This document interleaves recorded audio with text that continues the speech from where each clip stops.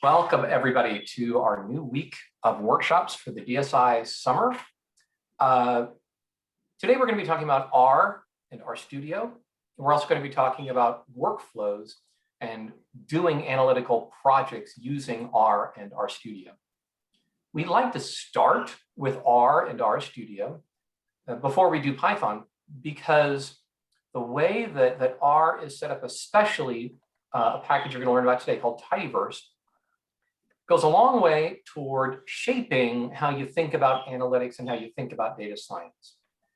It's a very opinionated approach, meaning this is not just a general purpose language that you can do anything under the sun. Oh, and by the way, if you work on it enough, you can also make it work really well for doing analytics. Instead, this is built from the ground up.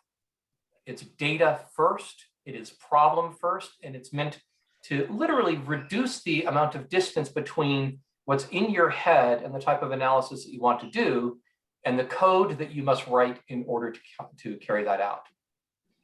It's such a powerful approach that when we teach Python next week, we're going to actually be referring to some of the things we're talking about right now. We're going to say, you remember when we talked about, and that's going to be the framework that we're going to use. So, want to get a thumbs up. How many people have had a chance to install R in Rstudio already? So give me a thumbs up if you have. Okay, so maybe about half.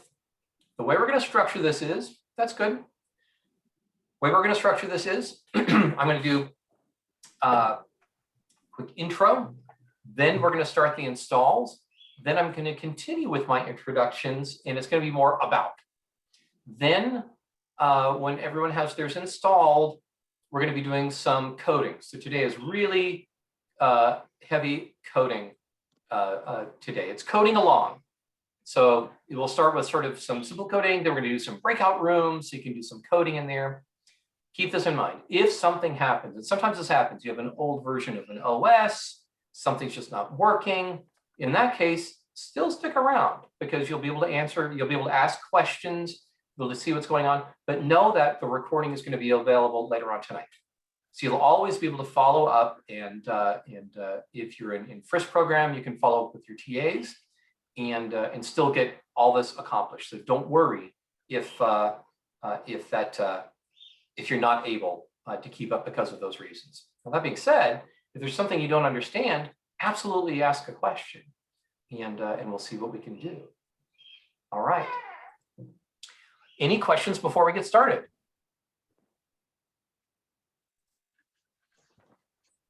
Excellent. And thank you, Adrian, for reminding people. Go ahead and prepend your department abbreviation. That means if you are here with the DSI, go and do DSI dash. If you are here with the social good program, prepend your name with DSSG. If you're with Frisk, go ahead and do FC dash. And we have a bunch of folks who are here.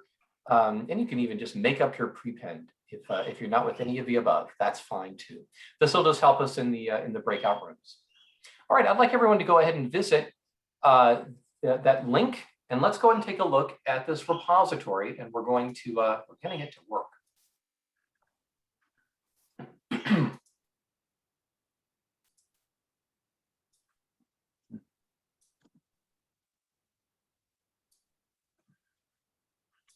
All right. So this repo is just about our analytics workshop. And the README has information about both the workshop and also downloading stuff. Let's jump into downloading stuff if you haven't done it already. So down here where it says visit, be sure to download Rstudio, download R, and download Rstudio. Do R first, and do the install first, then download and actually, you can start the download for R and Rstudio, but install R first.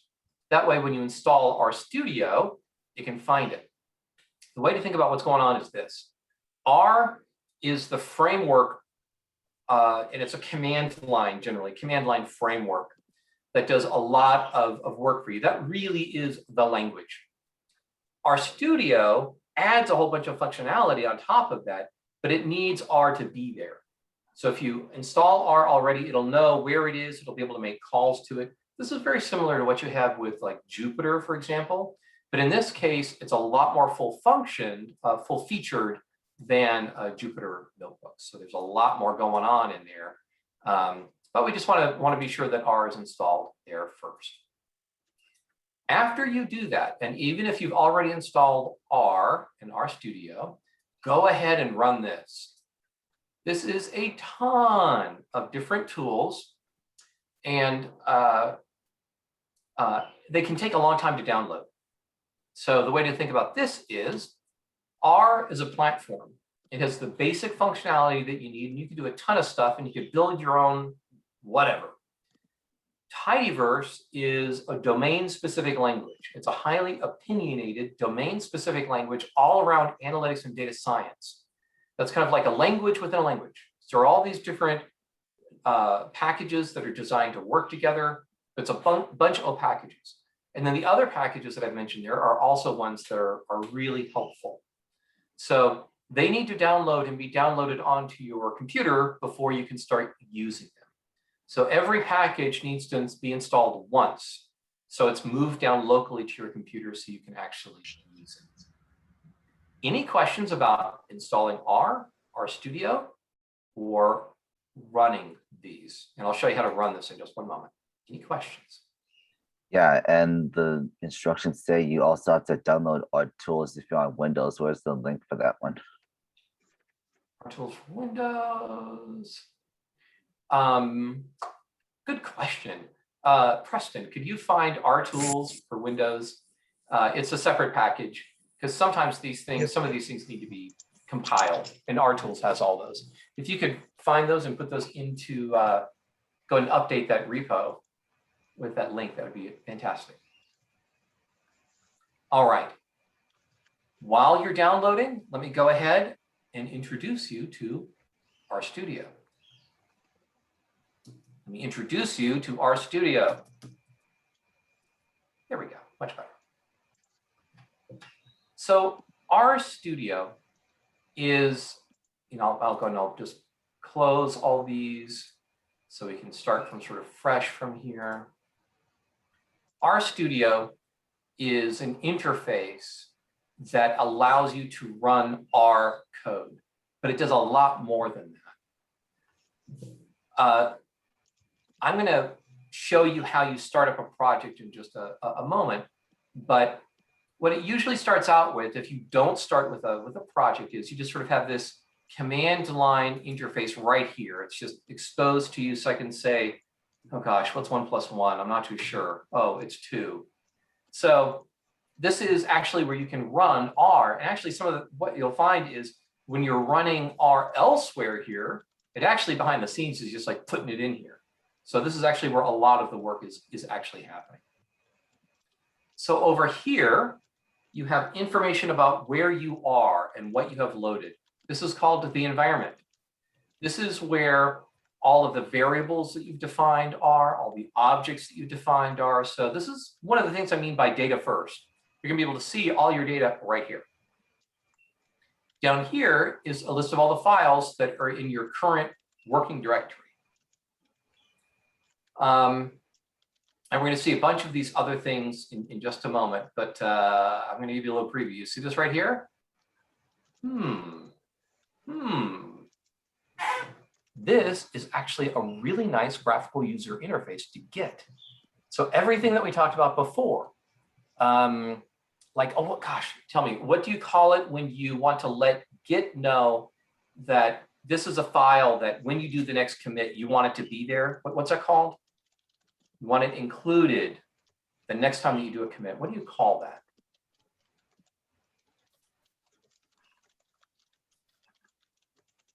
You want to put it on the stage. Yeah, you want to add it to the stage. Yes, it's git add. Well, you can click a button saying, hey, I want this file, and that does the add. And then you click on another button, which is cleverly labeled commit, when you're ready to make your commit. And you can click another label when you're ready to, oh gosh, what do you call it? What do you call it when you're done with your work and you want to send it up to the remote? What's that called? Yes, push. A button labeled push. And let's say that the remote's all been updated and now you want to see what other people have been up to. What do you call that? I'm going to bring it down. What's that called? What's that Git command called?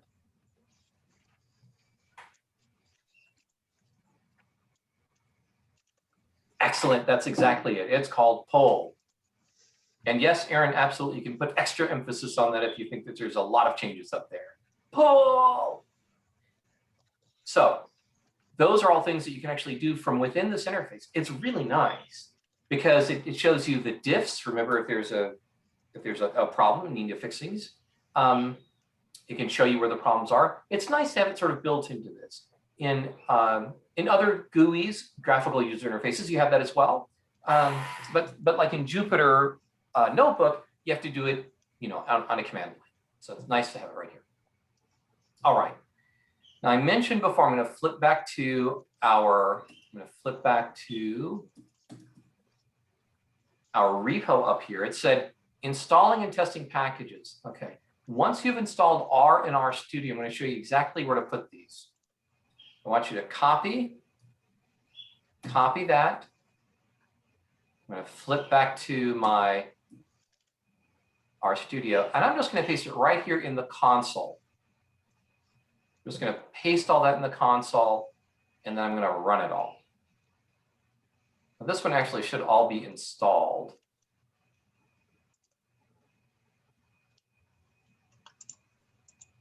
Yeah. So you can see it's running through all that, making sure that it's all installed. Oh gosh, this may take a while. I really shouldn't have done that. Oh well, it'll be finished up in just a moment. But you can see it's actually running. The console is where everything gets run.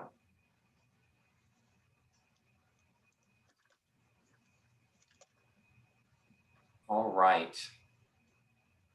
So let's continue and talk a little bit about what we're going to be doing for the next couple, for today and for Wednesday. So everything that we're going to be doing is up here. These are all notebooks. The RMD stands for R Markdown. And when you look at the R Markdown, you'll see that it looks a little bit like HTML. So this is a big difference if you happen to have worked in Jupyter notebooks. Jupyter notebooks are JSON files. You shouldn't really edit them in like a text editor like this. RMD files, the R Markdown files, are more like HTML. It's meant to be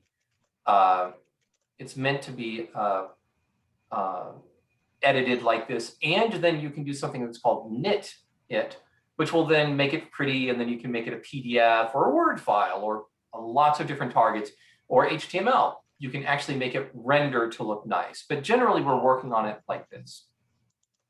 All of the work that we're going to be doing is actually all right here. So, and when we have exercises, there's another R Markdown file that's called answers. So it is the answers to all the exercises as well, so you can always go back and check yourself if you need to as well.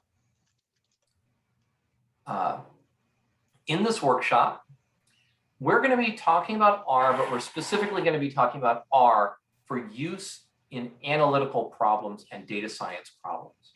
You can use R for lots of different things, but we're going to be emphasizing using it for these types of problems. And in just a moment, I'm going to show you how to clone this using Git. That's going to be the first thing that we're going to do. Next, I'm going to ask you about some analytics pain points. So those of you who've done some analytics projects want to hear about some things that were difficult for you, some problems that you had. Oh yes, John, question. Oh, and did you have a question, John? Okay, great.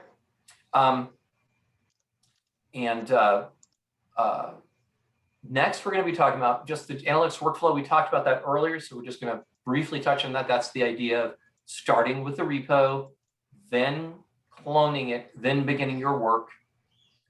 We're going to have a more extensive tour of Rstudio. Then we're going to be getting into literate computing with notebooks and grammar of data manipulation. We're actually going to be spending most of our day here on grammar of data manipulation. Day 2, which is going to be this Wednesday, we're going to be getting into how you can read and test data when you're reading it. Then we're going to be talking about grammar of graphics, one of the notable things about R. If people know R, they probably know grammar of graphics, ggplot. So we're going to be talking about the basics of how to use that.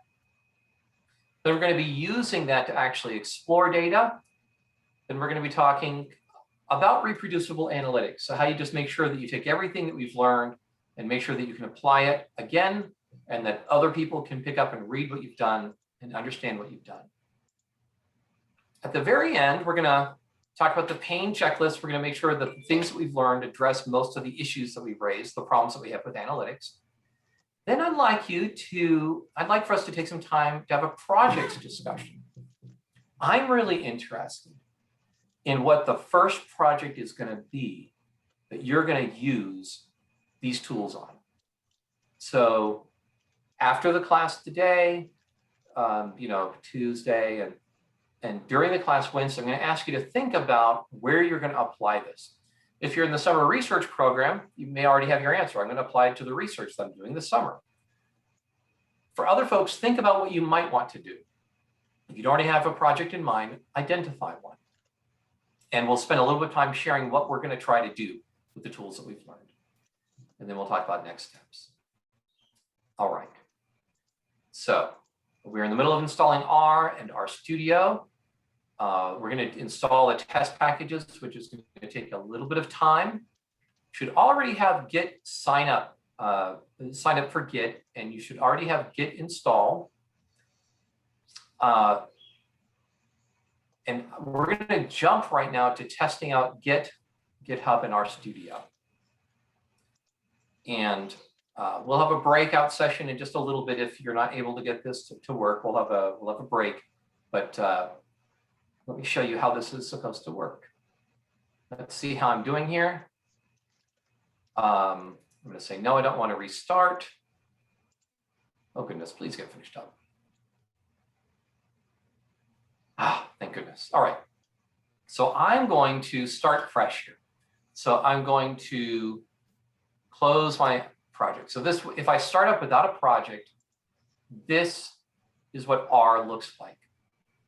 So Rstudio does a couple of things for you. And one thing that it does is introduce this idea of a project. A project is a combination of files. It is a home directory. It is a recognition of the state of where you are. It's all those things together. And it makes sure that the work that you're doing is transportable and reproducible. So if I start my work by first creating a project, then I can hand that project off to Sharo or to Noah or to anybody, and they can take it, run it, and it should work with some caveats. But it solves the problem of all of your files being relative to your home directory. Like Sharo tries to give me a project, tries to give me some files, and the code refers to user, csbel, data, then I'm sunk, right? csbel, code, then I can't go anywhere. If you use a project, it solves that problem. I have a project in mind. I want to start doing some work. Do I create the project here? What did we talk about last week? Where do you start on a project?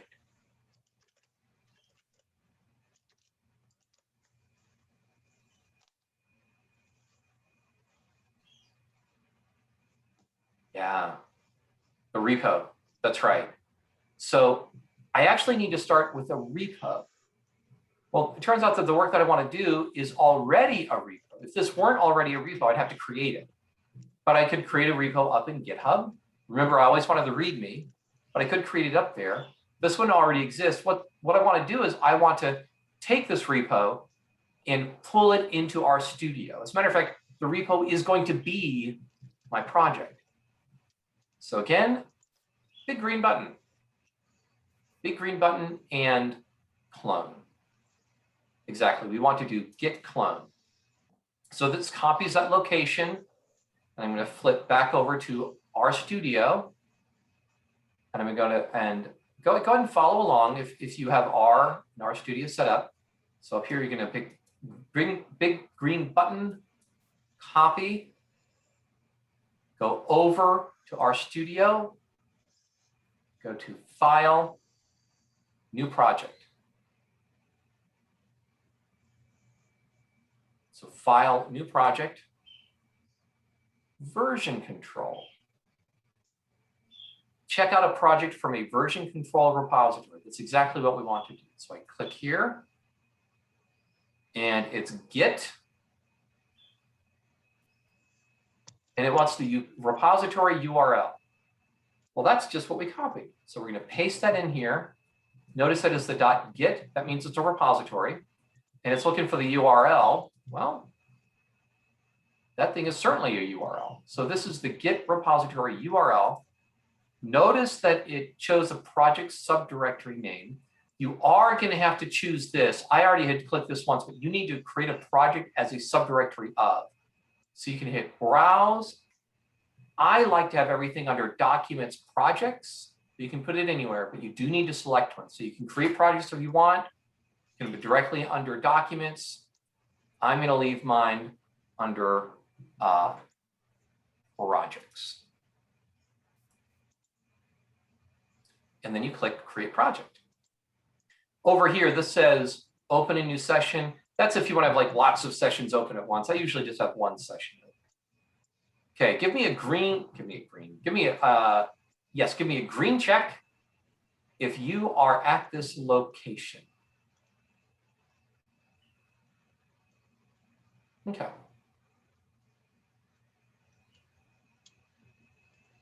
Okay, Lakaya, do you have it downloaded? Are you still waiting for download and everything? I'm trying to get the so much stuff is being downloaded right now. I should have just gone. I going on to council, right? I should have just copied all the code and just.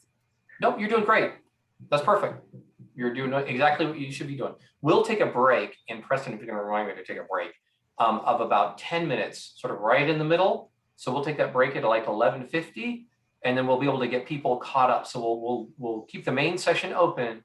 We'll take a sort of a break, get people caught up if we get caught up, and then we'll begin again at noon.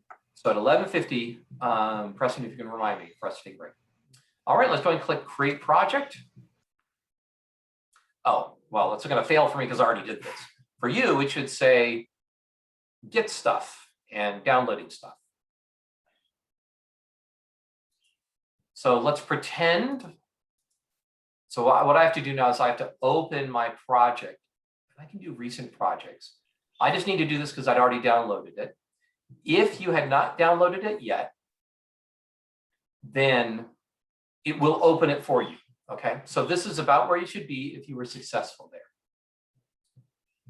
Okay, and Preston, if you could clear feedback for me. And you do that under participants on the very bottom. The three dots. Perfect. Clear all? Yeah. All right. I'm going to start the introduction. If you're still catching up, don't worry. We're doing introduction first, and then we're going to be talking about high-level stuff. After noon, we're going to be talking about the coding stuff. Cool beans? Okay. So over here, and I'll close that up so you can see exactly what I did again. So this is all the console right here, right? Big old console. And I'm going to go over here and I'm clicking on introduction.rmd. It's almost always the .rmd file that I want to work with. There'll be HTML files and other stuff that'll be generated. I don't want those. Introduction is the very first one I want. Hey, notice that how I number these? I number these like this always in my repositories because that tells me the order in which I should work stuff. So it's good practice to number these how you want to use them. All right, I'm going to click on introduction.rmd. And it does a couple of things. One, it opens up this nice interactive editor for me within RStudio. And second, it leaves the terminal open right here. I actually don't want the terminal open. So I'm always going to minimize that terminal. Let's go to the top. So this is what an R Markdown notebook looks like. This is the metadata at the very top. So this says what the title is. It says, what the output should be when you knit it. It might have a whole bunch of different things. But this just tells Rstudio how to process this. All right. This right here means it's a top level header. So it's a big header when we knit it. I'd like to point out that all of this material comes from or is based on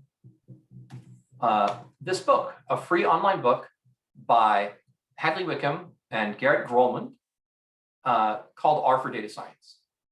So yes, you can work through this, but if you want to go more deeply into any area, go to the book. It's free. They go much more in depth.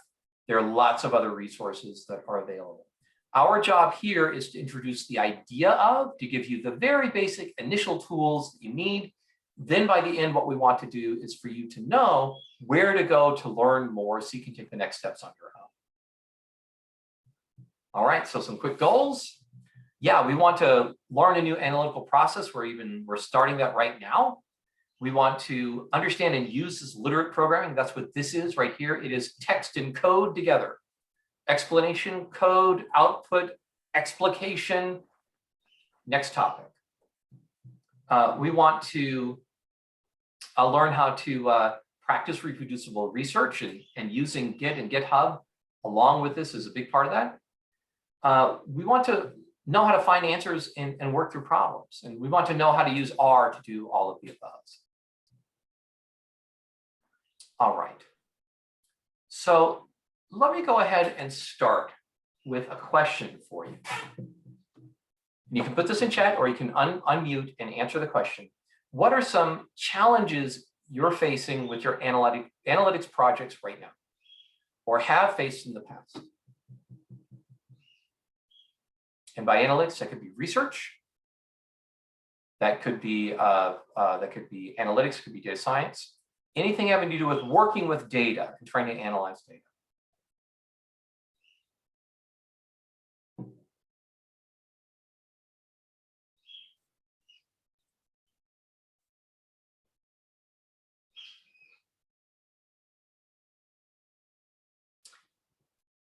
Getting data in the right format, such as from a JSON file to a spreadsheet, that is a great one, absolutely.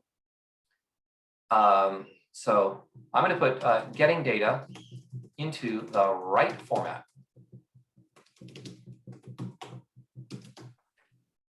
For example, JSON to spreadsheet. Okay, excellent. Others.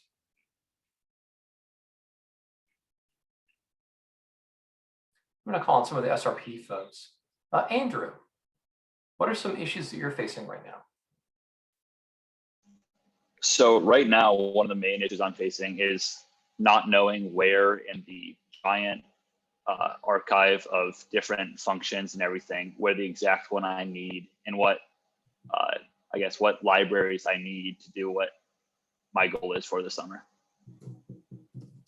if that makes sense. Absolutely, it does. Oh yeah, that's a really good one. All right, excellent. Janet. I'm having a lot of I don't know, delays basically in getting all of my data to be in the same file format, and kind of going between Stata and R. Oh, okay. And for example, going between Stata and R. And one thing I'm going to put a little parenthetical. Are you working with Haven? I am. Good. Okay. I'll just leave that up there. It doesn't solve every problem. It makes things a little bit better. All right, and we also had missing values, messy column names, verifying values are within expected ranges. So I'm going to say verifying data. For example, within ranges, because know, it's tough to know when you have bad data. Okay. Does anybody need to take two tables and tie them together?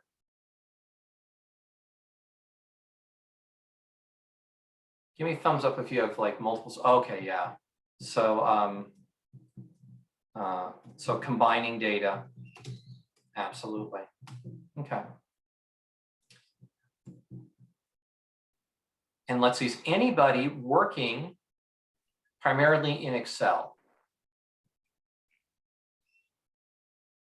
Anybody working primarily in Excel? Okay. Then for the folks who are working primarily in Excel, what are you not looking forward to right now? What are you not looking forward to doing in Adrian? Using VBA. Okay. Using a VBA in Excel. Yeah. Enough said. Yeah, I remember using VBA in Excel. I did that for a certain interview that I did for the, what was it, EY, Ernst & Young for programming Ernst & class. They Young, said I yes. did an assessment for that. Yep. Yeah, they use a lot of VBA. It is a solution, but we send enough people there to show them what they can do with R and tidyverse. We might be able to convert them away from VBA. We'll see. All right, excellent. You know, I'm going to put here, I'm going to put another statement here, figuring out what to do and how to do it. And the reason why I'm putting that in is because part of what we're going to be doing is learning how to think about analytics, how to think about analytical data, and how to think about analytical problem solving using data. Then even if you know, your director says, nope, using VBA, what'll happen is you first think in terms of tidyverse, you think in the vocabulary, and then you translate that to VBA. Your code will be cleaner, more easily maintained. You'll figure out how to solve the problems faster, even if you're coding in VBA. All right, those are some really good ones. Let's go ahead and move on. Let me give a quick, how many people are done downloading? Done and done, give me a, and if you did it previously, that's fine. If you have right now R and Rstudio installed on your machine, give me a thumbs up. Okay. I spelled figuring wrong. Okay, I'll have to fix that. Thank you. All right. And how many people give me a red X if you're still sort of in the process? If you're still in the process, that is not a problem. Okay, we'll see about getting everyone caught up. Sounds fair. I spelled figuring wrong. Oh, I did. What? Like way wrong. Okay, there we go. Excellent. Reproducible science.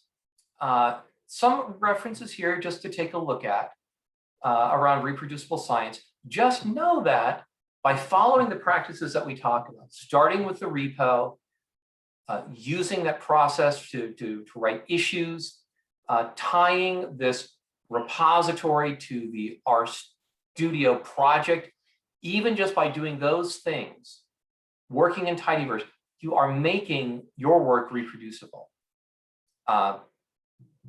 Take some time on your own, look through the information here as you wish. We've already talked about version control, covered that in previous. Do know that there's a great guide for setting up Git and GitHub called Happy Git with R.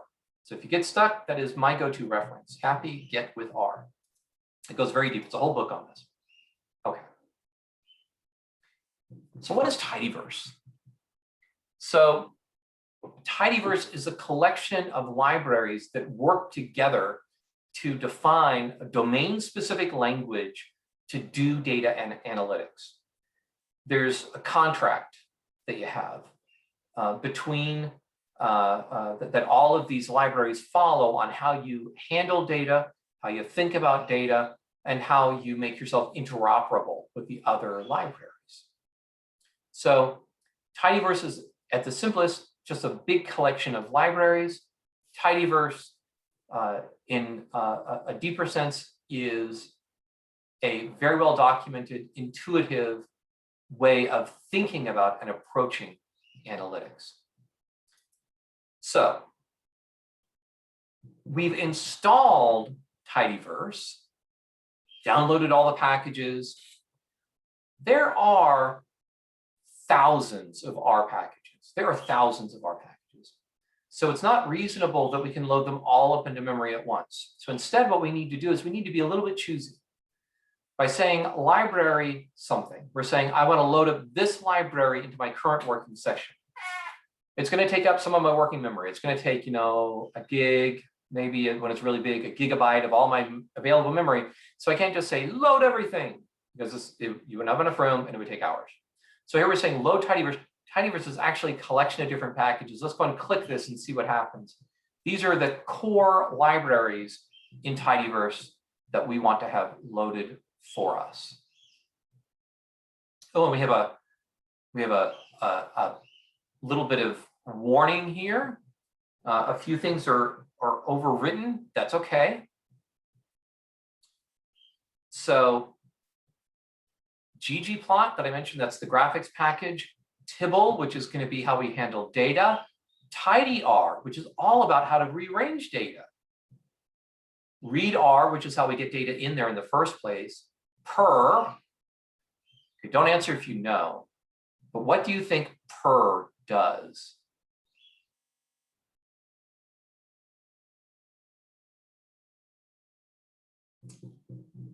And if anybody has an explanation of why this is called per, I'd very much like to know. This is mapping functions. Now, we won't get to mapping functions too much, but this is how you think very functionally about solving problems. Maybe the creator liked cats, I don't know. Dplier, think of it like plier, like a pair of pliers, data pliers. So you can imagine, what's your go-to tool if you don't have quite exactly the right tool? You grab a pair of pliers, you grab the data, you grab another pair of pliers, and you're like twisting it, and you're getting into the right shape, and you're making it do what you want to do. These are your data pliers, dplier. String R gives you a very nice way of dealing with string R. Okay, forcats, you would think that would go with per. It doesn't. Forcat stands for categories. So this is for dealing with categories, a special kind of data that requires a little bit of attention. These are conflicts saying, hey, we had some stuff that it got overwritten. It's actually okay. You can expect this all the time. So some take homes here. One, Rstudio and Tidyverse, they're designed to make analytics workflows simpler. Make it reproducible, make it much, much faster. So actually, there's a lot packed into the statement. That means if you go outside of Tidyverse, that means you're not taking full advantage. There are some people who don't like to program in Tidyverse. They like to program what's called base R. That's fine, more power to them. They've had a couple of years of experience. They've soldiered on. They figured out how to do things, and that's fine. Hey, some people love to keep on working in Excel because they've learned it, they've soldiered on, they figured out they don't want to go anywhere else. Fine. But we know that there's a faster way, though, which is reproducible, much more reproducible.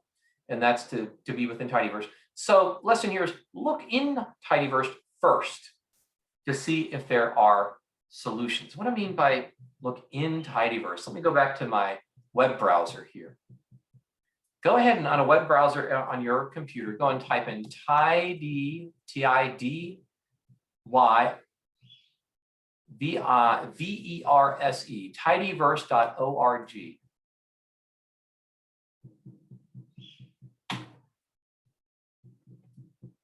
There's a whole huge website all around Tidyverse.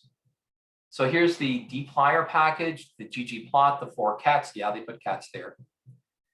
Now you have per, another cat, readr, stringr, tidyr. These are all the base packages that we just saw got installed. Ooh, and I wonder, if you click on this, yes, it gives you an overview all about what that package is supposed to do. So I'm going to go back here. This is a great go-to place when you're first figuring out what's going on. And even when you get expert in it, I often go here and see if there are other packages that have been updated that I haven't learned about, or to remind myself how to do things. These are all ways they have really good descriptions of how to do things. Let's go into dplyr for a moment. It has all the links here about where to get the code if you need to. Ooh, look at this. This is R for data science. This is our book. And it even says, hey, learn more at this particular chapter in R for data science. So it's all tied together. This is a great way to learn about packages and how to solve problems. It talks all about how to do things. Ooh, and there are even cheat sheets. This is a really rich environment. All you'll need is what we're going to be covering in the workshop today and tomorrow, today and Wednesday, on sort of how to get started. After you get started, this is your go-to place where you can learn more and figure out how to do things. All right. I'm going to go back to my project here. Second take-home point. If it seems something is difficult to do, check to see if there's a package that handles it for you. Donnie or Miranda, can you think of an example where you ran across this? Because it's fairly common, where you were trying to program something and then you realized that there was a package that did it for you.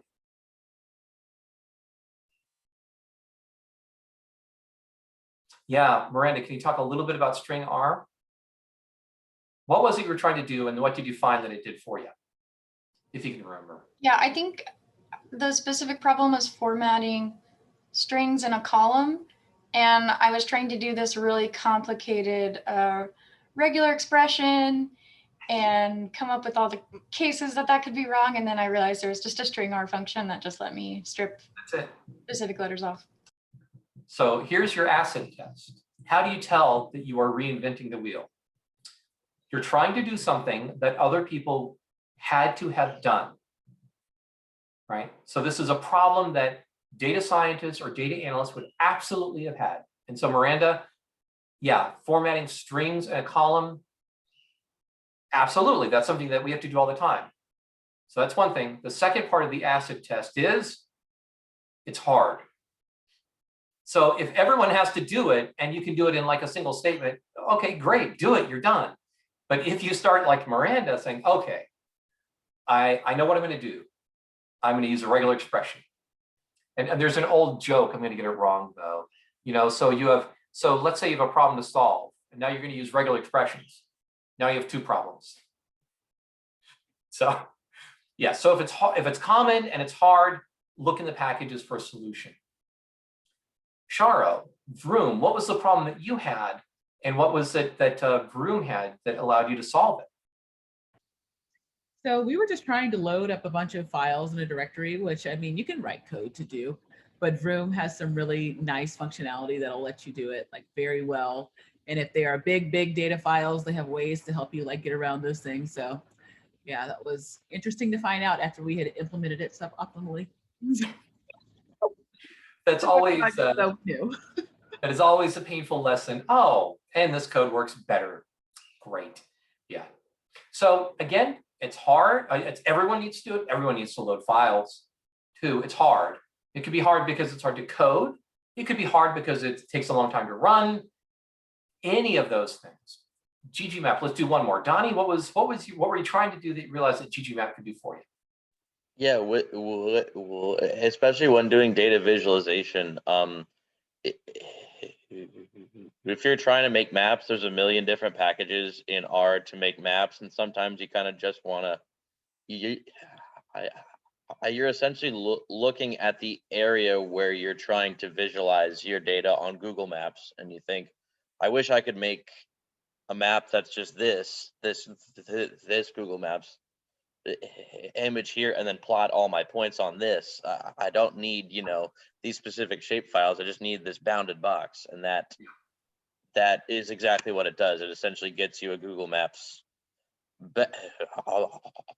a backdrop, and then you can plot all your data points on top of it with basic ggplot functions. That is a great example. ggplot has its own universe of packages designed, because to do that, even just 8 years ago, ggplot didn't have as many map functions at that point. It was harder to do. You'd be looking at spending a couple of $1,000s to buy a specialty software package to do that. And now it's like, hey man, just download the right package. So a lot of the trick to working really efficiently and reproducibly is to find where the problem has been solved before. Why do you suppose it makes it more reproducible if you find a package that does what you need rather than trying to code it yourself? What are your thoughts on this?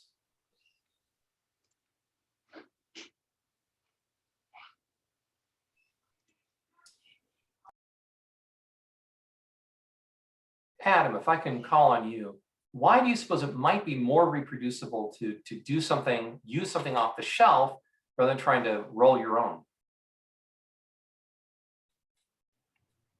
Sorry, did you say me? I did, yes. Okay.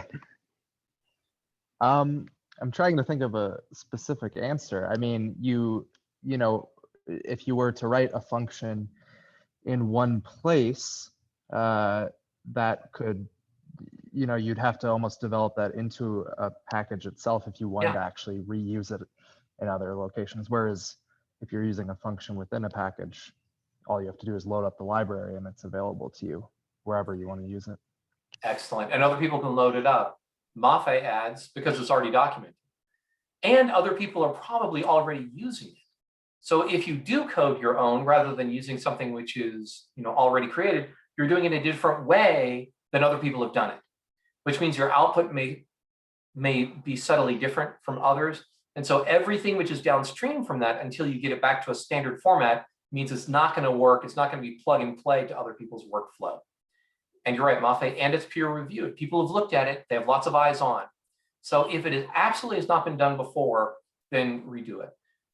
The trick to tidyverse and to functional programming in general is you build component parts and you build more complex solutions out of those component parts. So Miranda, for example, if you'd found that it had some of the string handling capabilities and did some of the things, but there was this one additional weird thing that you needed it to do, then you could have taken the string R and then built something on top of that. That makes it reproducible. Fantastic, everybody. All right. The next thing we're going to do is we're going to be getting into notebook basics. And for this, I'd love to have everybody up and running in Rstudio. So what we're going to do is we're going to take a 10-minute break before we start for the next section. If we're not able to get you up and running, that's not a problem. We're going to run through this section, and then we're going to get right into dplyr and transforming data. That's going to be our goal, to make sure that we make our way all the way through that in the next hour. So folks, you can take a 10-minute break. For folks who don't yet have it installed, stick around and press it if you want to take like a really short break. And anybody else who's already skilled with Rstudio, if you want to take like a really, really quick break and come right back to help out the folks and maybe go into breakout rooms, that'd be terrific. If you would, go ahead and put up a red X. So we'll see you all in 10 minutes. Folks who need some assistance, go ahead and put up a red X.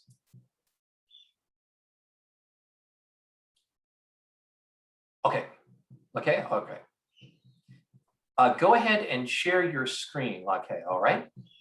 And we'll start taking a look at Here's the thing. I have it on the Zoom session, my Apple. I'm putting everything on my Windows. Okay. Are you able to join the meeting from there too?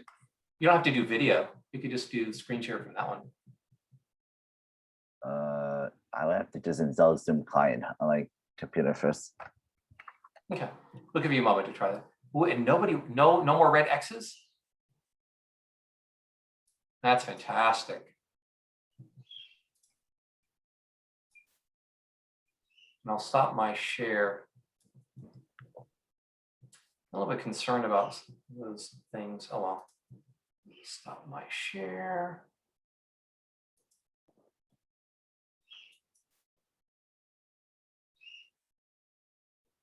Okay, give me a minute and give me a minute to sign back in onto the email then.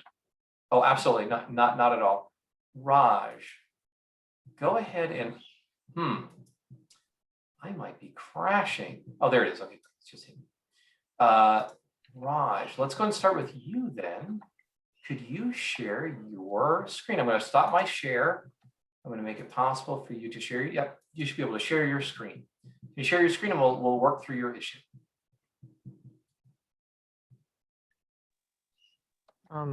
So I had R 4.0.3.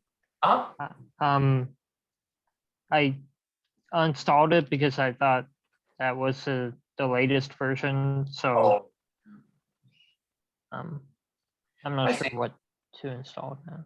Okay, go and click on base. And actually, yeah, even older versions of R are okay. But we'll go to base and that should download. There we go. Yep, 4.1 for Windows. Yep, save file. And then what we want to do, as soon as it's downloaded, we want to install it. And let's go and download the latest RStudio as well. You can open up another tab. I think it's installed. Oh, the latest one's already installed or Yeah. downloaded?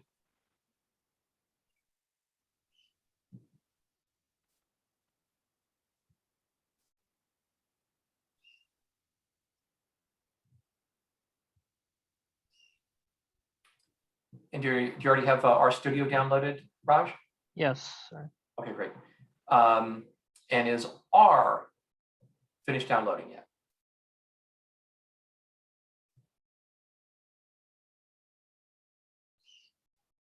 And what are you on?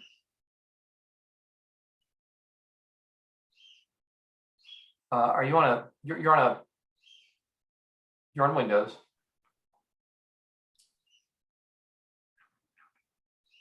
Could you go ahead and share your full screen rather than just the window?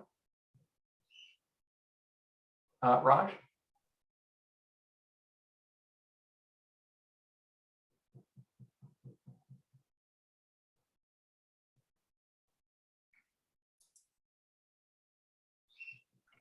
Are you there, Raj? Wait, want to do my part right now? Because I have Zoom installed on my Windows right now.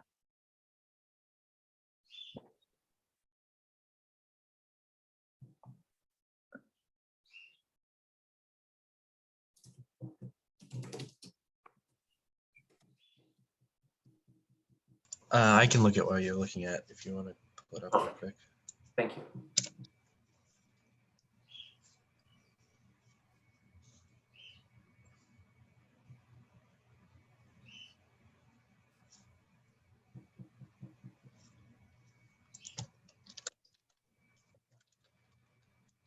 And there was just a power outage someplace, and I think we lost Raj. We lost Mafe. Oh no. Hey, can you still hear me, right? I'm gonna put can I put my screen for RStudio right now? Yep, you should be allowed to. Okay, I'm gonna do RStudio right now. Okay, so here's the thing. This is the history that I have so far. Installed the packages of tidyverse and janitor, but sometimes after that, it leaves behind a bunch of this kind of coding that you see here, and it took, I don't know how long it would take for everything to be downloaded like that. Only needs to do it once, but it takes a long time the very first time. And when you have a big major upgrade, like we just went from like 3 to 4.1, 4.0, then you have to do it again. But now you're done. So so here, I'm gonna do, so I think based on what I've seen so far, I think I might have tidyverse and janitor installed. So I'm gonna install all this in a multiple phase right now. Yeah, and I would not install, go ahead. Yeah, well, you want to install it one at a time, right? Oh, no, I was going to say I wouldn't install tidyverse and janitor again, but no, you're good. Okay, so I'm going to do all 5 of these. Here's the one thing that was on a block. So everything should be, so, and then it says, do you want to install from sources the package which needs to completion?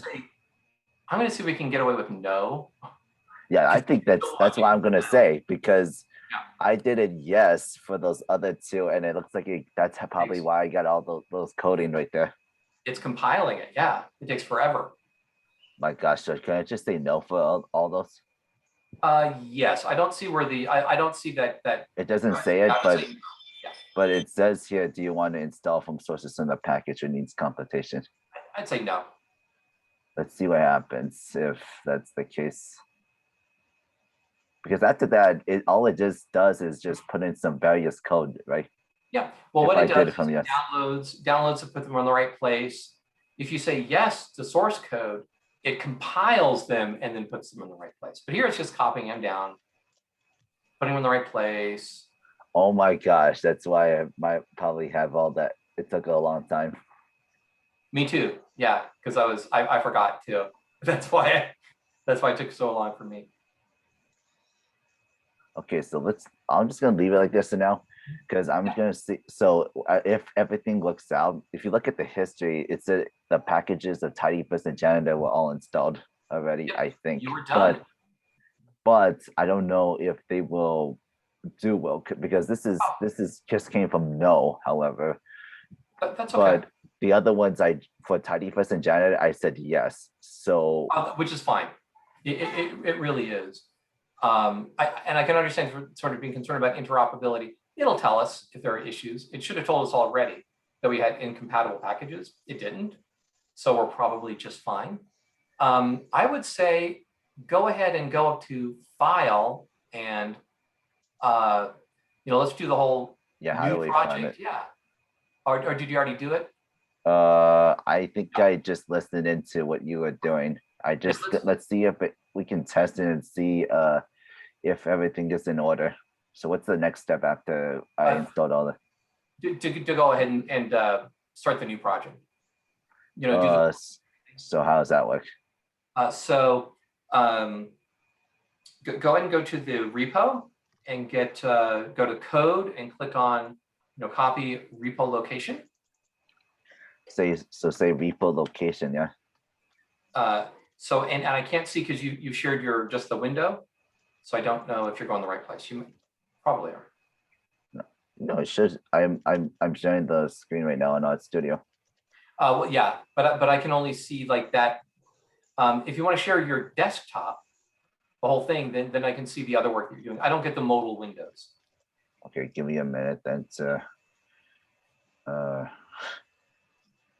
Nobody sees anything on the side. Okay, I'm gonna go to let's see new share screen, right? Yes. Okay, hold on a sec.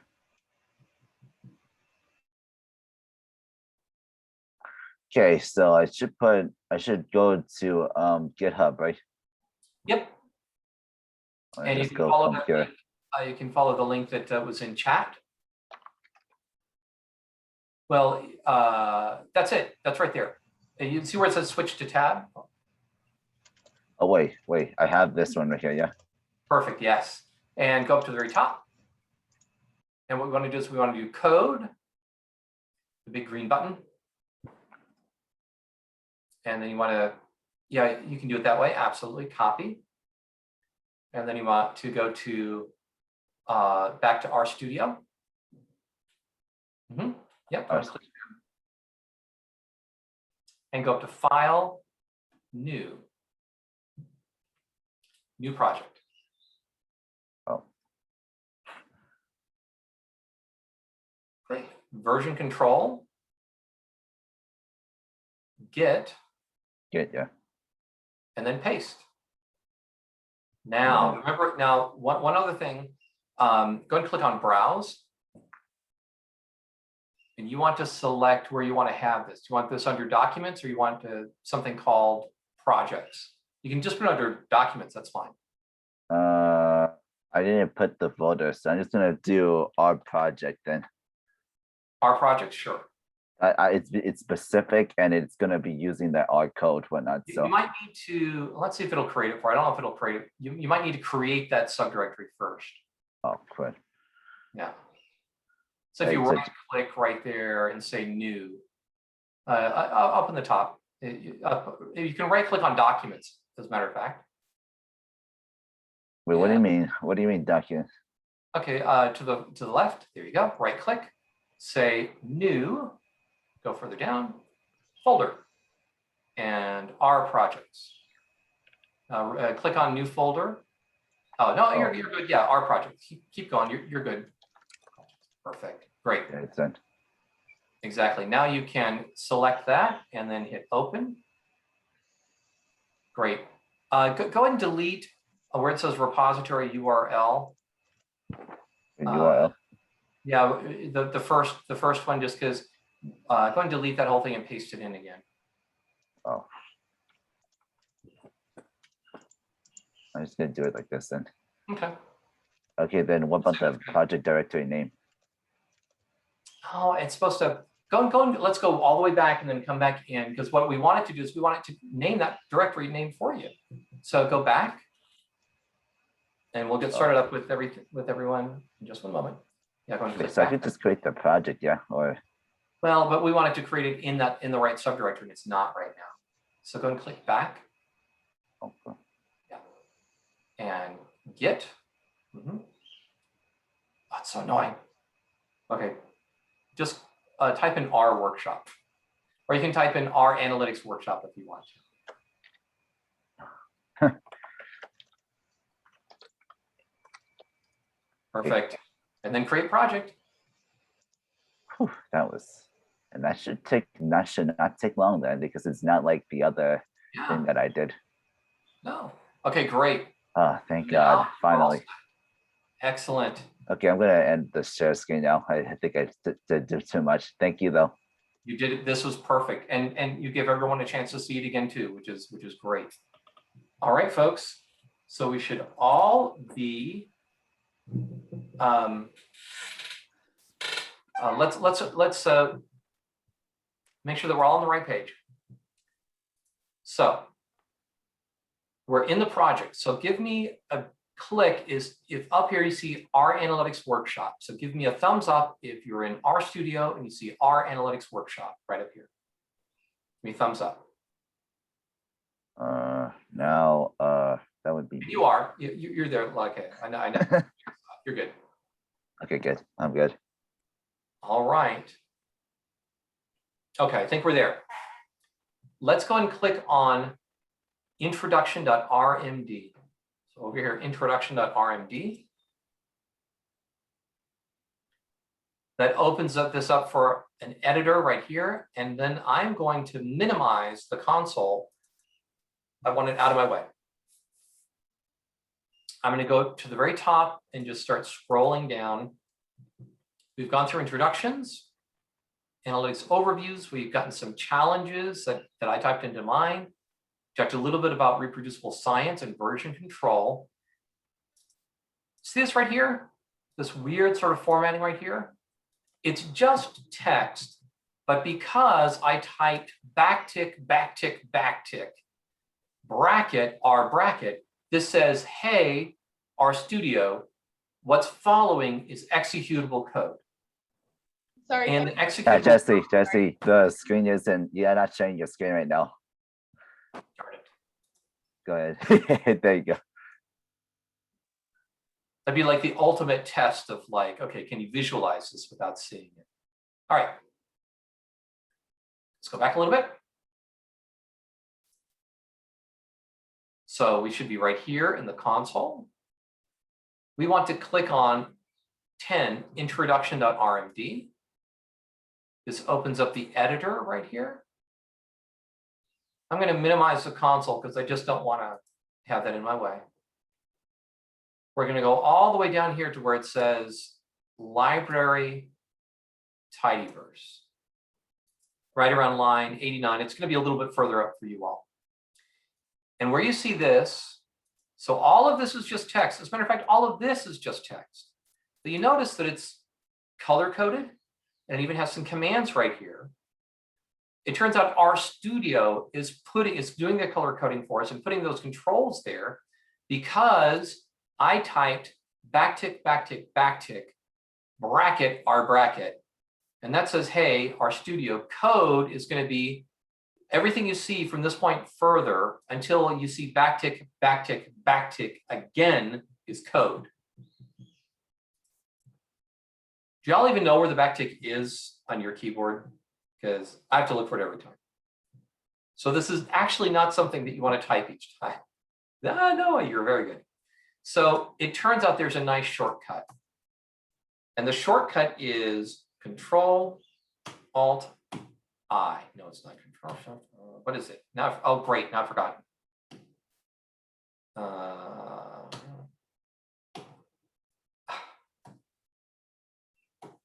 There we go. It's Control Alt I. And on Mac, it's Control Command I. So go and try that now, and that ought to inject in the middle just what's called a code chunk. So I'm going to do it again. Let's say I want to do some coding right here. Control Command or Control Alt I. And all that's doing is it's just typing in code. Let's see if we can type it in too. So I do backtick, backtick, backtick, curly Q bracket, R, curly Q bracket, return, backtick, backtick, backtick. Hey, that works too, but it's a lot longer. Point is, in Rstudio, our Markdown notebooks are simply text, but Rstudio handles them specially. How special? Well, this is kind of like your own little mini console here. So if I want to say, oh gosh, I've forgotten what 1 + 1 is, I can run it here. I can click the run button, and it gives me the response right after this. Kind of like Python, Jupyter, but again, this is very flexible because it's all just, it's all text. There are a number of different ways to run this. So I can click the run button. On here, I can hit Control Enter, which says run just the line that my cursor is on. Or if I have, let's see, oh gosh, I forgot what 1 + 2 is. I can do Control Enter to run one of them and Control Enter to run the second one. Or from anywhere, I can just hit Control Shift Enter. And that runs both of them. Okay, so 3 ways to do it. Control Enter, Control Shift Enter, or just click the run. We'll talk about the other options in just a moment. The whole idea here is program like you're writing. Here's my header. What is the tidyverse? Here's my explanation. Tidyverse is a collection. You load tidyverse by a library call in R. So I'm going to delete all this because it's extraneous. I don't really need all that text. What I really want is right here. So now I have the code that I was just talking about above, and I can run this code. Library tidyverse, run it. When you run it for the first time, you're going to have all that, the report out that it gave you that we saw before. I'm not seeing it here because I already ran it. But that's the idea. Explication, description, code, output, discussion of the code output, and you go on. So it's linear, it's a discussion of the problem and a solving of the problem. That is literate programming. Okay, let's start going down and talking about code. So this describes what we were just talking about right here and some other information which is handy for you. Know that you can always put up a red X during this workshop if you have trouble with any of this, but here are the places where you can go for additional information. All right, let's talk about the basics. All of this information that we're talking about, you can read about in the book on workflow basics. Okay. You can use R as a calculator. We saw this, right? It's going to follow order of operations. So I can do Control Enter. I can get the answer for that. I can do Control Enter here, get the answer for that. I can do a Control Enter here and get the answer for that. If I want to run all that code at once, I can do run the current code block. This is simple output, and so it can show me what the output is. Sometimes with complex output, it actually shows you sort of stacked things down here that you have to click on. If it's more formatted, you have to click on them to see each individual one. This is how you create new objects. And everything in R is an object. So if I want to create an object and I want to assign it a value, so 3 times 4, and I would just want to store that, I can run this code. Watch up here where it says environment. Okay. So I'm going to go here. I'm going to do a Control Enter. Nothing printed out. What changed?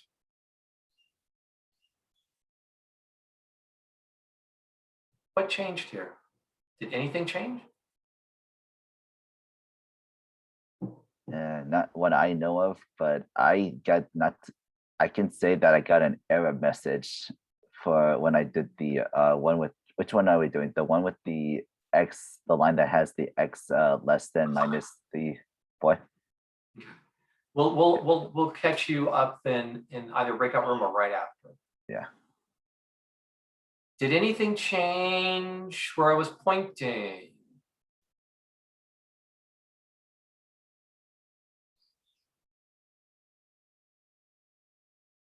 So remind me, Janet, did this? There's now a value assigned to X, which is a variable. Absolutely. So this was empty before, but now, so this is what's meant by environment, where I've stored objects. In this case, yeah, I've stored something, I've stored a value in X. So great, that's what this does. That's what I mean by data first. It sort of shows you what's going on here. If I want to see what a value is over here in my notebook, what I can do is I can add a line which just says, hey, show me X. I'm going to do a Control-Shift-Enter and run the entire thing. And now it's showing me what X is. It's 12. Or you could look over here. It's 12. So these assignments always look the same. Some object name is given some value. It's always going to look like that. The traditional way of doing this is saying object name gets a value. X gets 12. Or X gets 3 times 4. I tend to read it, X is assigned 3 times 4, but either way. Names. All of these are allowable names. And it depends on how you want to name. You'll often find snake case. You can start with uppercase or lowercase. You can use periods. I might suggest you stay away from periods, though. They tend to get used for other purposes, but there are stylistic choices that you can make, and there's nice documentation on that we will get to later. As I mentioned before, if I want to know what an object is, I can simply enter it. That's 12, but also it's up here. So when you're coding, you can always look up here and see what things have been defined already. You can assign really long names. Like, okay, let's go and assign that. Now we have up here, and if I hover over here, it tells me the long name. This is a really long name. But let's say I just want to show it down here. Do I really have to type this? Well, look what it's doing. So one of the nice things that Rstudio does for you is it keeps you from having to do extra work by doing autocomplete. It does autocomplete on things that it knows about. Function names, variables that you've defined. It'll do autocomplete on those. You can just click on it and you're off to the races. Okay, let's go ahead and do another assignment here. This means to the power of, so what value should rocks be? And you can go and put that in chat. What value should rocks be? Yes, 8. 8. Yep, I think you're right. Let's do Control-Enter. Oh, come on. Oh, it didn't have my cursor in there. So yeah, so rocks was 8. But if I want to see what it looks like, let me go and do, okay, rock. Oh my gosh, what's wrong? Why didn't it work? This should have returned an 8. What did I do wrong? What did I do wrong?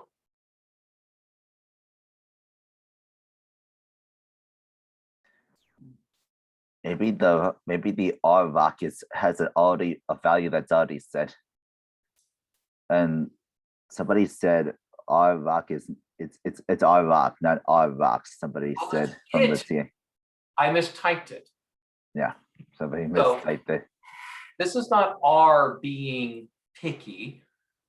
There's no way for the computer to know that you meant R rock or R rocks when you did R rock. You might have totally different values assigned for this. So no, it needs to be correct. Okay, let me try this. So I put an S on here, R rocks. I'm still having an error. Why? The R is capitalized. It's capitalized, so it's case sensitive. So a couple of lessons here. Yes, capitalization, it is case sensitive. Everything has to match. Excellent. Okay. So way to think about this is, it'll do the computation, but you must be completely precise in your instructions. Typos matter, case matters. Okay. There are functions that are available to you. And one of the most important things that packages do is to give you bunches of new functions. Functions always kind of look like this. They get called in this way. There's going to be some function name, and there's going to be different arguments that you can give the function. And in R is a little bit different from other languages in that you can be very explicit about which arguments go with what, or you can do it by position or a mix. And then this triple dot here, we're not going to talk about it, but it's a pretty powerful thing. Let's go and use a function. Let's go ahead and use seq, S-E-Q. It stands for sequence. Look at what it's doing. So sequence, it tells you what it's doing. Generate regular sequences. It's a standard generic with a default method, int. Okay, a whole bunch of stuff there. I need to put in a paren, and then I'm going to give it a value. Let's see what it does if I give it 3. So I'm going to run that. Okay, it gave me 1, 2, 3. So this is the function name. I've got to always use parens when I'm calling it. Notice a couple of things here when I started to type. So I gave it the left paren, and it automatically typed the right paren for me. Let's say I actually want to have, I want to go from 2 to 5. Let's see if that'll work. Yes.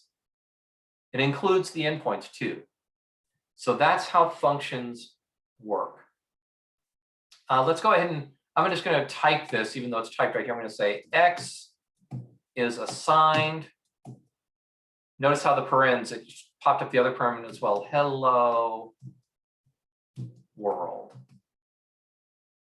I'm going to delete that one because I like my comma better.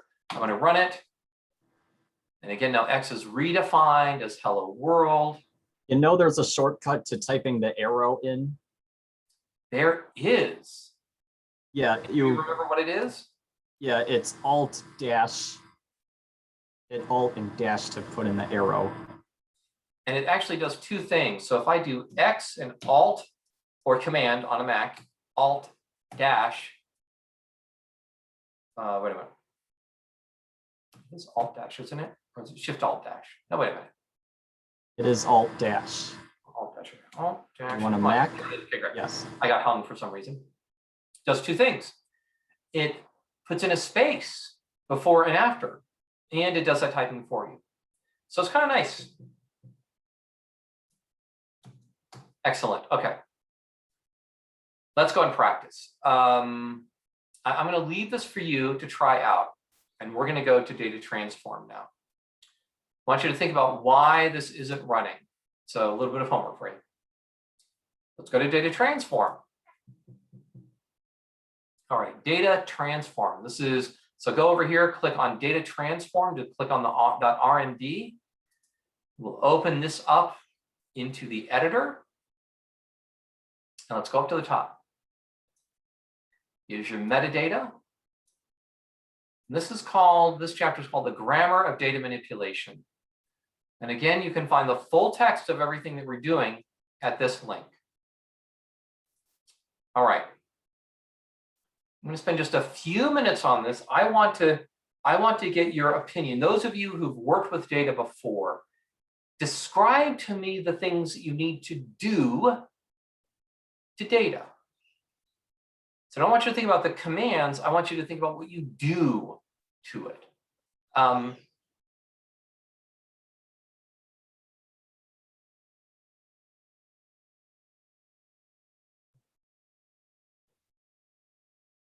if you want your data to be in a different order, what do you do?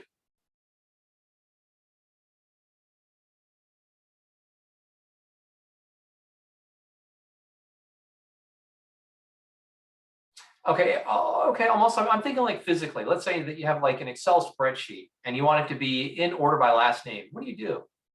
Yeah, you do something like sort, right? Let's go ahead and call that sort's already taken. There's already a name. Let's go ahead and just call it arrange. That is one of the basic important things you need to be able to do to data. Okay. What are some other basic important things that you need to do? Let's say that you have a column which is distance and you have another column which is time. How do you get speed out of that?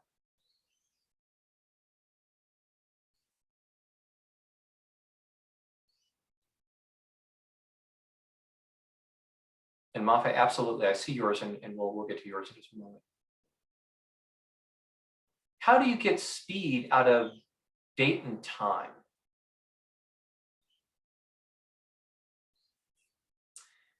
So, yeah, you want to calculate. You want to calculate something. So we need a verb, which means take some columns and give us a new column based on some calculations. We're going to call it mutate. Okay, we're going to call that mutate. So somebody knew what this was, which was mutate, absolutely. It's just going to be the verb that we're going to call whenever you need to do the thing where you create a new column based on other columns. In other words, calculating new information based on old information. We're going to call it mutate. All right. What are some other things we do?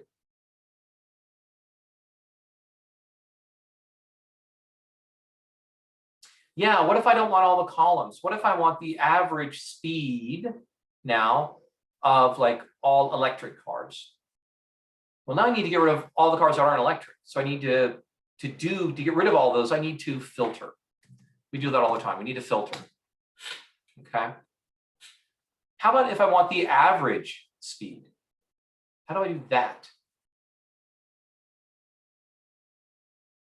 How do you do that like in Excel? And Mafe, almost, we're getting there, yeah. Yeah, we want to take the mean, but what do you call that when you take a whole column of numbers and you just want a single number, right? Like here are all the electric cars, here's their speed, I want the average speed. What are you doing?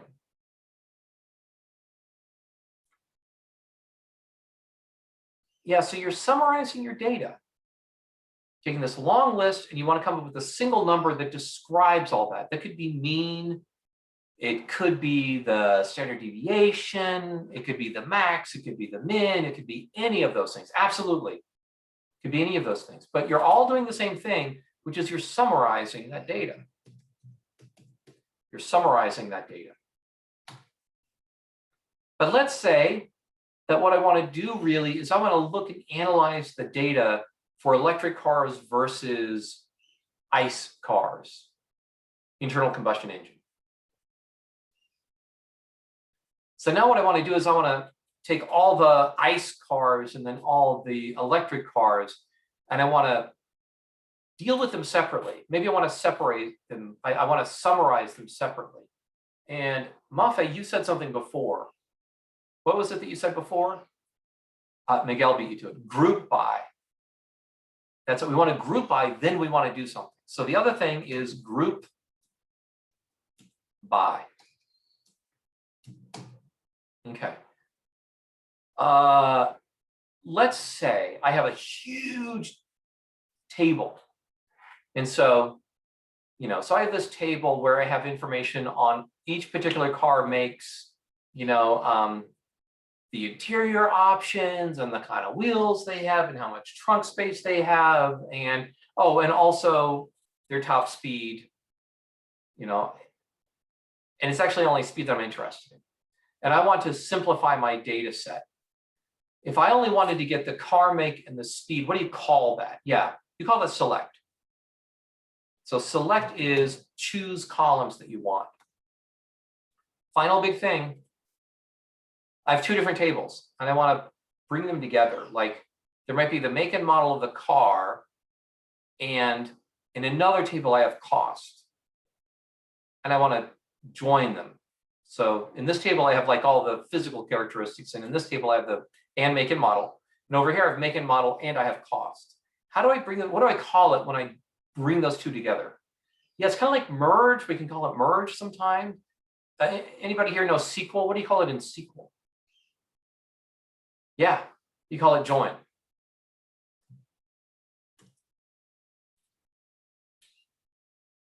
These are the things that we do with data. These are the actions, the verbs that we use to operate on data, regardless of what language you're in. In SQL, a lot of these verbs show up just as they are. Join shows up in SQL. Select shows up in SQL. The one which is funny to me is mutate. It's like the most important thing that we do in some ways, right? You do calculations on your data. There's no verb for that in SQL. You do it as part of your select statement. It's insane to me. There's no concept for it there, but here we're naming the concept. These are the concepts you should be thinking about regardless of whether you're working in R, or you're working in SQL, or you're working in Python or Java or any place. If you're working with data, this is how to name what you're thinking about. The cool thing is, in tidyverse, these are the names of the functions. So if you want to mutate, you want to take your data and create new columns, great, do a mutate. If you want to only take certain columns and you want to select certain columns, great, it's called select. If you want to rearrange your data so it's in order by GPA, great, you arrange. This is what I meant by the distance between how you're thinking about the analysis that you want to do and the code is almost zero. It's right there. So if you can think about how to do it, you can write the code for it. So let's take a closer look at what these are. We're going to be learning about how actually. Any questions about these before we move on?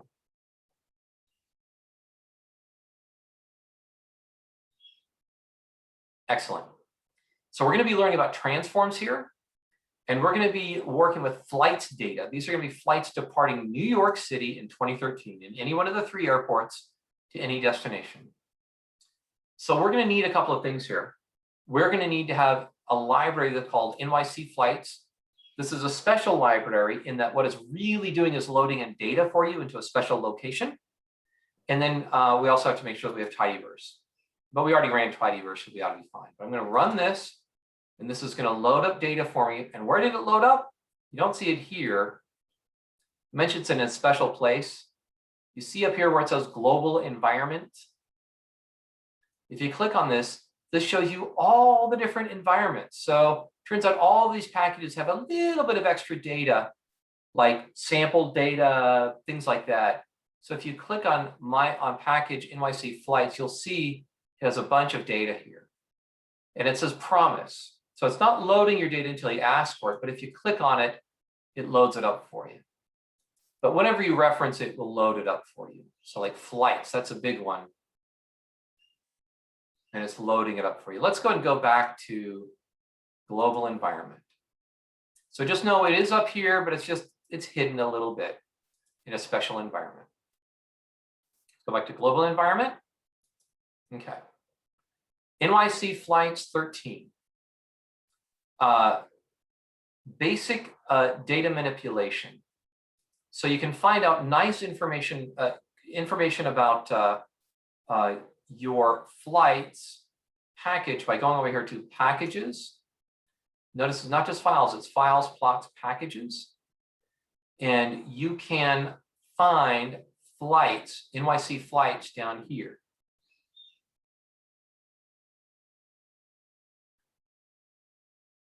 There we go, NYC flights. And if you click on the name, and it shows you that it's loaded, click on the name here, it pulls up information for you. So it tells you what the data is. So you can click on flights data.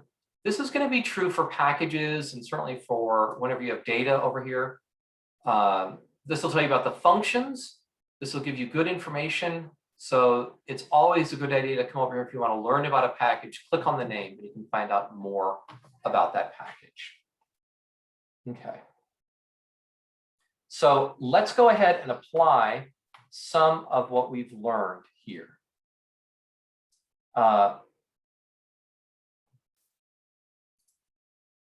Let's go ahead and take a look at flights. So we're going to type flights, except we're going to spell it correctly, flights. And then I'm going to run that code. This is kind of nicely formatted.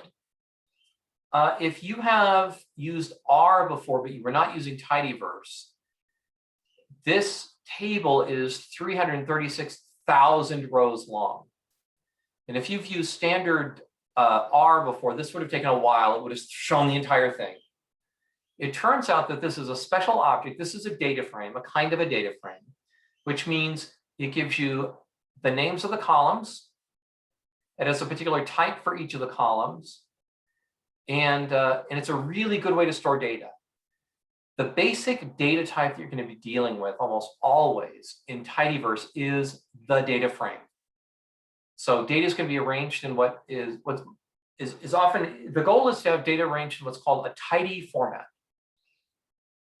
Tidy format is a structure of the data that lends itself to the analysis that you need to do. And what that means is that Adrian's tidy data may differ from Zoe's tidy data depending on their needs. So tidy data means that it is appropriately shaped for the analysis that you need to do. Generally, what it means is you have columns. Each column has one kind of data in it and one per cell. And the rows represent instances for your particular analysis. So this is one flight. And this is one piece of information about one flight, which is the departure time. This is not all the data here. So one thing that we can do is we can show in a new window.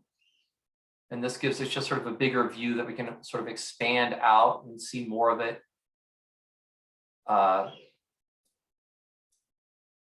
So you can see a little arrow here. So you go flight, a whole bunch of information here.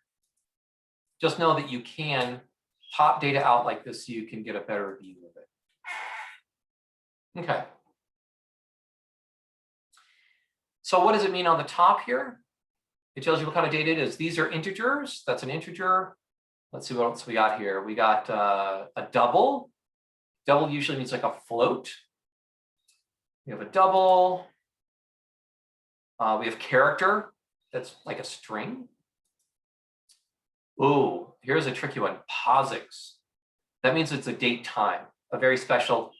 There's a package for date times because they're tough to deal with and everyone has to deal with them. So there's a package with those called lubridate.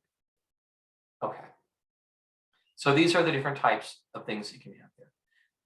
Let's get some basics. Here's a recap of what we did. If you want to pick observations by their values, that's filter. If you want to reorder the rows, that's arrange. If you want to pick variables by their names, that's select. If you want to create new variables with functions of existing variables like speed, distance and time to give you speed, that's mutate. And if you want to collapse many values down to a single summary, that's going to be summarize. All of these verbs work exactly the same way. They expect to be given a data frame. So they consume a data frame. They return a data frame. So they consume a data frame and they return a data frame.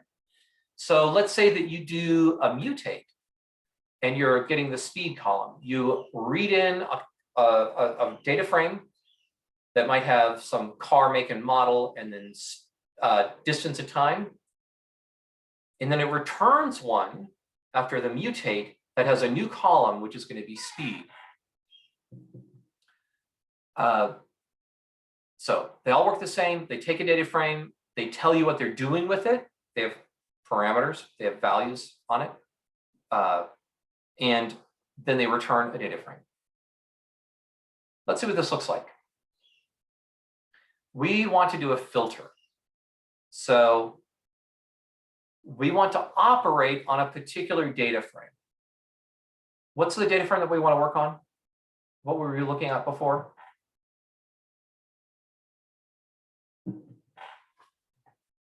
What's the name of the data frame? It was all flights from New York. What was it called? Oh, it's flights, yeah. I'm going to do something a little bit hacky. You know, I'd really like to be able to see it up here. So, but I can't right now because I really depend on that. So I'm going to just say flights is assigned. Oh, I always, okay, so, whoops. So flights is assigned flights. And what that means is, hey, take flights, which is buried down in that special place, and move it up to the global. So we're just going to run this. Watch what happens up here. I'm going to run it. Okay, now it's moved flights where I can see it more easily. Now it's in the global environment. It's in the global environment. Notice the little blue thing next to flights over here.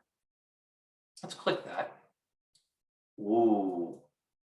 So I'm going to drag this down a little bit. This gives me all the information about flights, and it gives me how long it is, and it gives me sample data over here. I'm really zoomed in, so you can't see this much of the sample data, but this tells me about everything that's there. It's really handy to have up here. I'm going to roll it back up right now, but know that you can do that. Okay, so I have flights up there now. I'm going to add in a new code chunk. Control Alt I for a new code chunk. And I want to select all flights from January 1st. I'm going to show you two ways to do this. The command is flights, or what we're starting with is flights. Oh, whoops, no, I'm going to show you two ways. So first we want to filter, okay? It's expecting a data frame. That's the very first data that it's expecting. So I'm going to give it flights. And then I'm going to tell it what I want to filter on. Select all flights on January 1st. Let's say all flights departing on January 1st. Which of the fields am I going to have to match on? So if I want to say I only want flights where the month is equal to 1 and the day is equal to 1, what are the variables I'm going to need? Hint, I just gave you the variable names. Yes, absolutely, Aaron. Very, very close. So what's the other one? We have month. We need month equal to 1. What else do we need? Because we want to January 1st, right? Yeah, day is equal to 1. Okay. Okay, so it's month is equal to 1, day is equal to 1. So here's a couple of things. First of all, we have month. Here's something tricky. If we put in a single equal sign, that means the same thing as is assigned, which we don't want. We want is equal to. So if you want it to be is equal to, you've got to put 2 equal signs. 2 equal signs means is equivalent to. It's a test. So we want month to be equivalent to 1. And we want day equivalent to 1. Why did I type it like this? This was the simplest possible way of telling it what I wanted. I'm assuming this is how it works. It turns out it's a really safe bet. Think of the simplest way you could state something, and almost always that's going to be how you pass the parameters to Tidyverse. Because remember that very first take-home message we had, which was the whole intent of Rstudio and Tidyverse is to make things easy for you.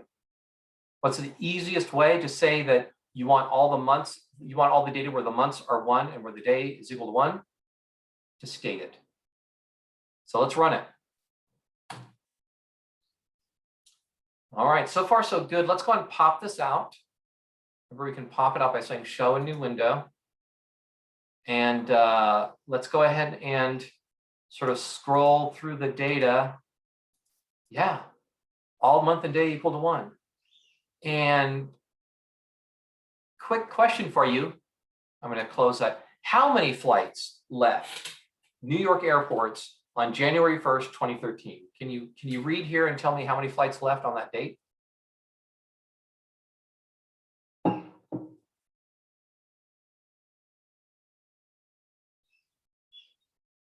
What is each row in tidy data? Yes, Miguel. What is each row? Separate question. What is each row in a general tidy data table? Remember what each row is? What is each row here? What does that represent?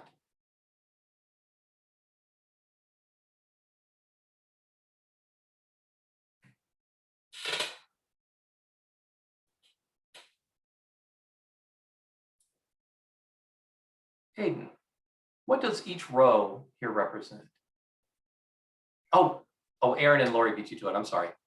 Yes, a single flight, one flight. And generally in tidy data, it is one case. So a really quick way to read your data is the number of rows is the number of cases you have if you have tidy data.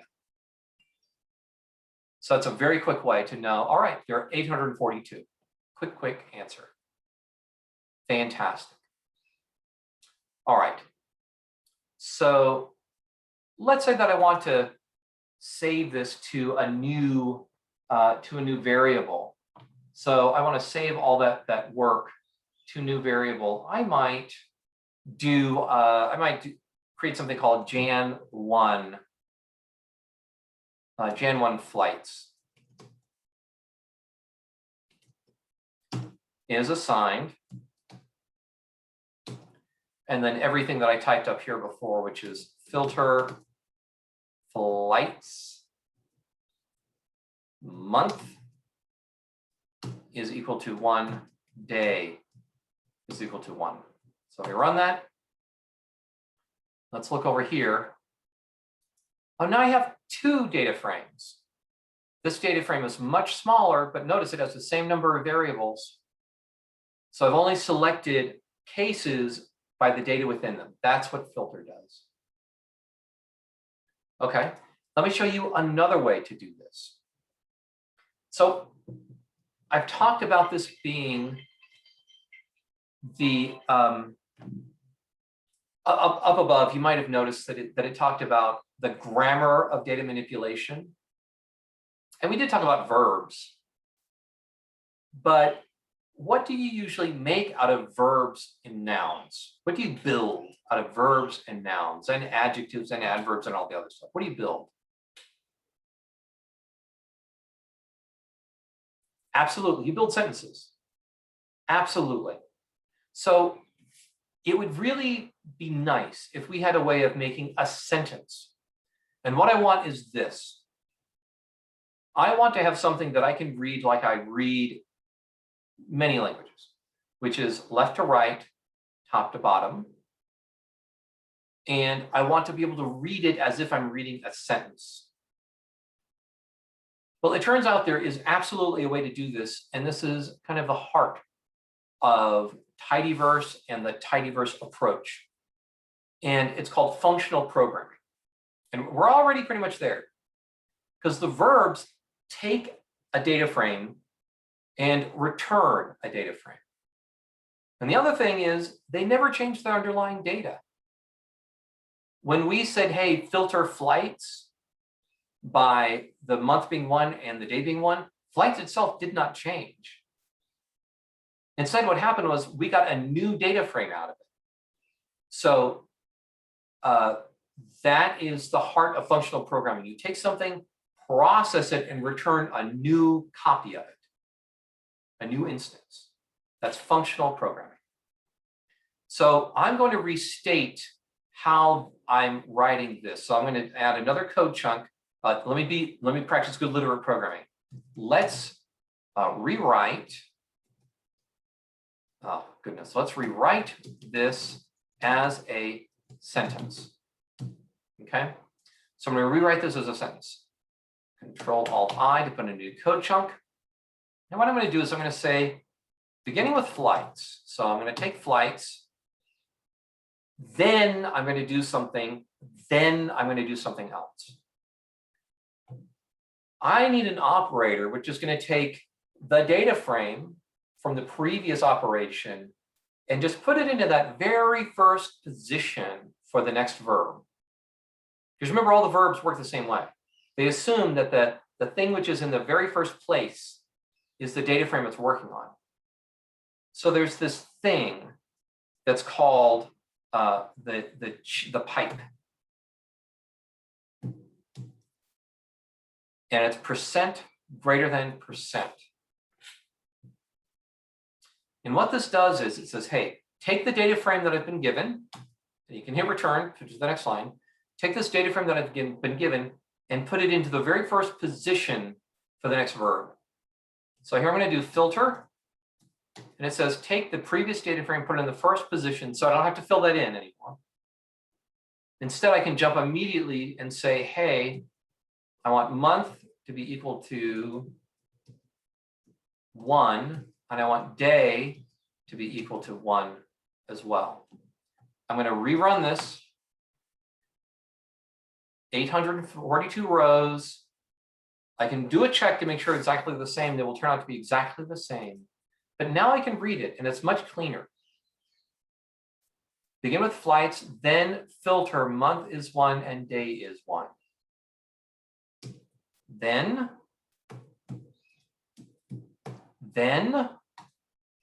select, I don't know, month, day, departure time, and flight, let's see, flight,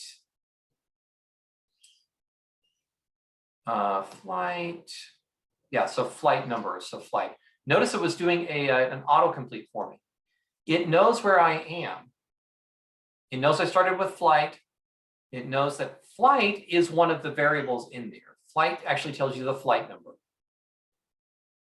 Let's say that I also want to have the destination, comma, D, tab, DES, oh, come on. See how that's sort of a purple thing here? That's saying, hey, in your data frame, there is this thing called dest. Is that what you meant? Yes. Okay, I want to start with flights, then I want to filter out all the flights that are January 1st. Then I want to select just the columns, month, day, departure time, flight, and destination, run. Only 5 rows, 842 columns. So think about the principles that we just were talking about. You take the smallest possible unit and you build more complex things on top of this. So now I have a way of making sentences. So even if I have this really complex thing that I want to do, I want to take this big data frame. Then I want to filter, and so it only has these particular cases. Then I want to select these columns. Then I want to join to another database. Then I want to summarize based on this. That could be a single sentence that is very readable. Can somebody sort of speak out loud what this would be in SQL?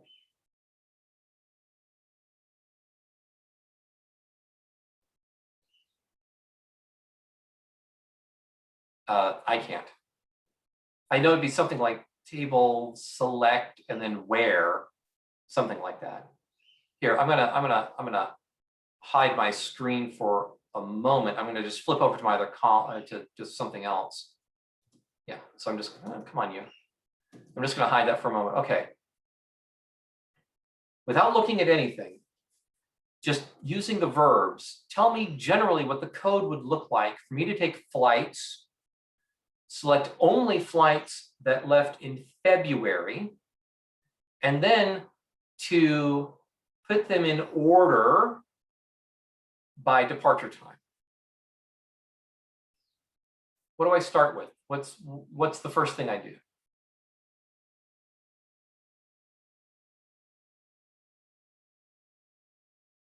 Donnie, that's great.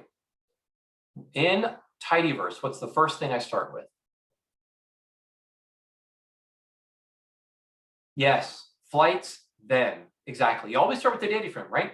All the verbs take a data frame and then return a data frame. Okay, so I do flights, then I wanted to, I only wanted certain cases. I wanted to filter. So what's the verb called? Oh, it's filter. So what might the filter command look like?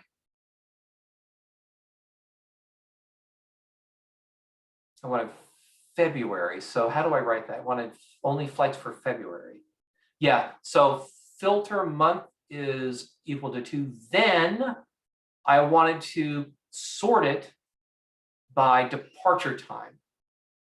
So it's going to be filter month, then. How do I sort things? It's not sort. What's the verb?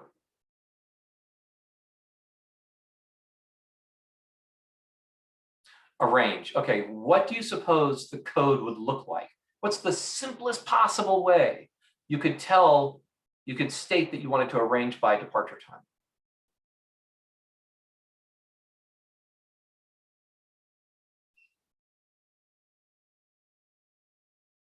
That's it. That is the simplest possible way. Arrange by departure time. Absolutely. So it turns out that is exactly how you would code that. So, so this was a quick exercise. So, so give me all the flights which left in February. Go and try this out on your own. Left in February, and put them in order by departure time. Let's go and write the code for that. Control-Alt-I to put in a code chunk. We start with flights. Then, and you can do Control-Shift-M for the them, for the then. Control-Shift-M. Flights, then filter. Month is the second month. Then arrange by departure. Oh, what's it called? Oh, departure time. Nice autocomplete for me. And run it. Think how quickly it was to program that. Consider the fact that this is completely reproducible. I can hand this to anybody. I can hand this to people that don't even know tidyverse, and they can reasonably understand what's happening here. It's one of the lovely things about this, because when I'm using R and tidyverse versus Python, I get to bring the business people and the scientists who don't code all that much because they're PIs and they have named professorships and they don't even have a code editor installed on their machine anymore. That's fine. They can read this and understand and find when I've made mistakes.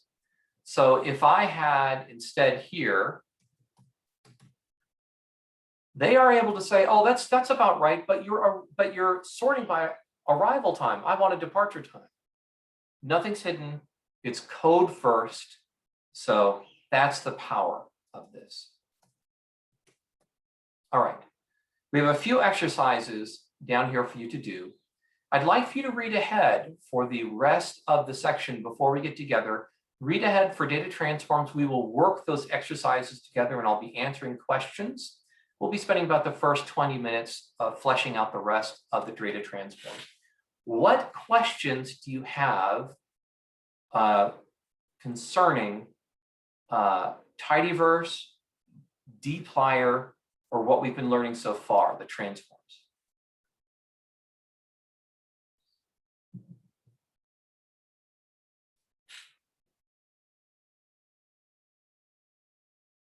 Okay. Let me ask you this.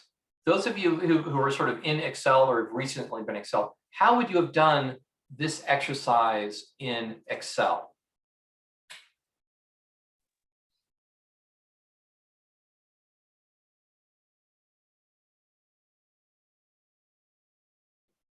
And it's okay if it's gnarly. Can someone do it in Excel?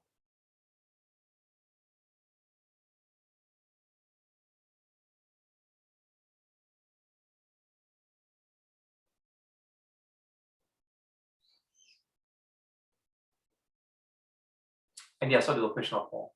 So, okay, who's been working in Excel recently? Let's talk through this. We'll talk through it together. Who's been working recently in Excel? Give me a thumbs up.